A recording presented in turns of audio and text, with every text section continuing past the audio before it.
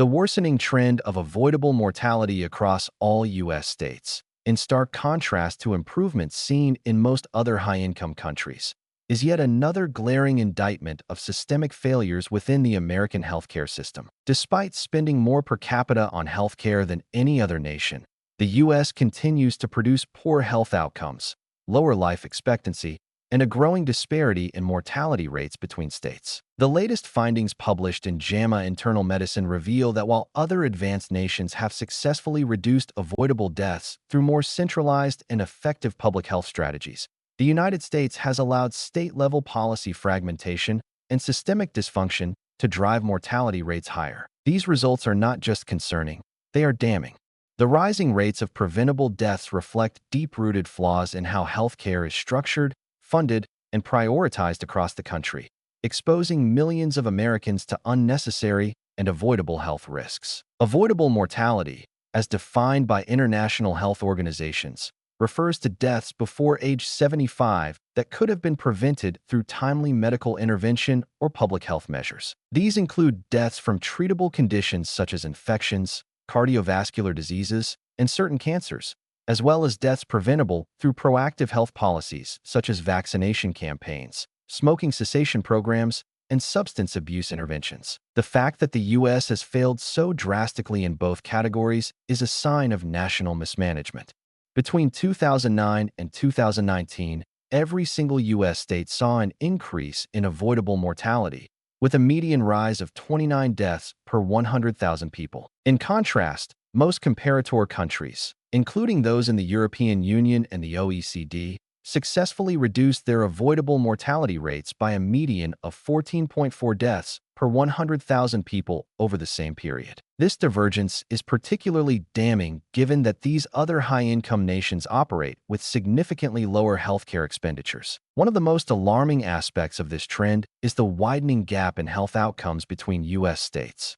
While it is well known that life expectancy varies significantly across the country, this new data confirms that disparities have not only persisted but worsened over time. States with already high avoidable mortality rates saw even steeper increases, suggesting that healthcare access and quality have deteriorated the most in areas that were already struggling. This widening divide is largely driven by state-level policy decisions, particularly around Medicaid expansion, healthcare funding, and public health initiatives. While some states have invested in programs aimed at reducing preventable deaths, others have cut essential healthcare services, refused federal funding for Medicaid expansion, or implemented policies that restrict access to healthcare, particularly for vulnerable populations. The result is a healthcare system where someone lives can determine whether they receive life-saving medical care or die needlessly from a treatable condition. This fragmentation of health policy stands in stark contrast to the more unified and centralized approaches taken by other high-income countries,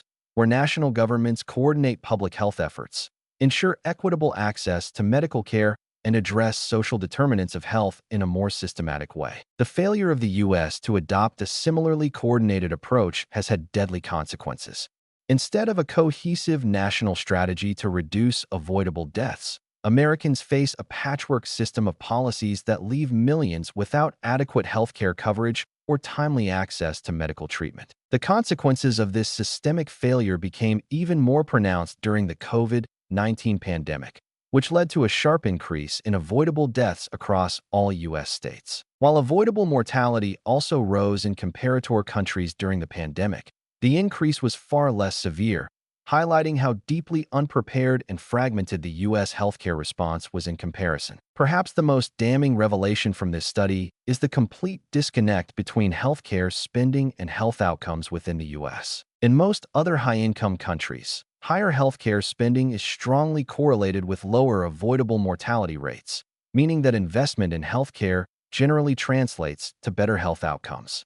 In the U.S., however, no such correlation exists. Despite its enormous healthcare expenditures, the country continues to produce worse outcomes than its peers, suggesting that much of this spending is being allocated inefficiently. The high costs of healthcare in the U.S. do not reflect better quality or greater access, but rather a bloated and dysfunctional system where administrative waste, exorbitant drug prices, and profit-driven insurance models siphon resources away from actual patient care. This structural inefficiency ensures that even as spending increases, health outcomes continue to decline, a failure that cannot be ignored. The implications of this study should serve as a wake-up call for policymakers, but whether meaningful change will follow is another question entirely. The study's authors urge closer examination of how health policies across different U.S. states compare to those in other high-income nations, particularly in light of the vast differences in responses to public health challenges. However, given the political and economic barriers to systemic reform in the U.S., such recommendations may ultimately fall on deaf ears. Unless there is a fundamental shift in how healthcare is approached, moving away from fragmented, state-based policies and toward a more unified national strategy, the trends in avoidable mortality will likely continue their upward trajectory. The reality is grim. The U.S. is failing to protect its population from preventable deaths, and the consequences of inaction will only grow more severe. Without immediate and sweeping reforms, more Americans will continue to die unnecessarily from conditions that should be manageable or preventable. The country's inability to reverse this deadly trend, despite its immense financial resources, is not just a policy failure. It is a moral failure. The question remains, how many more preventable deaths will it take before the U.S. acknowledges and addresses the systemic flaws that are killing its people?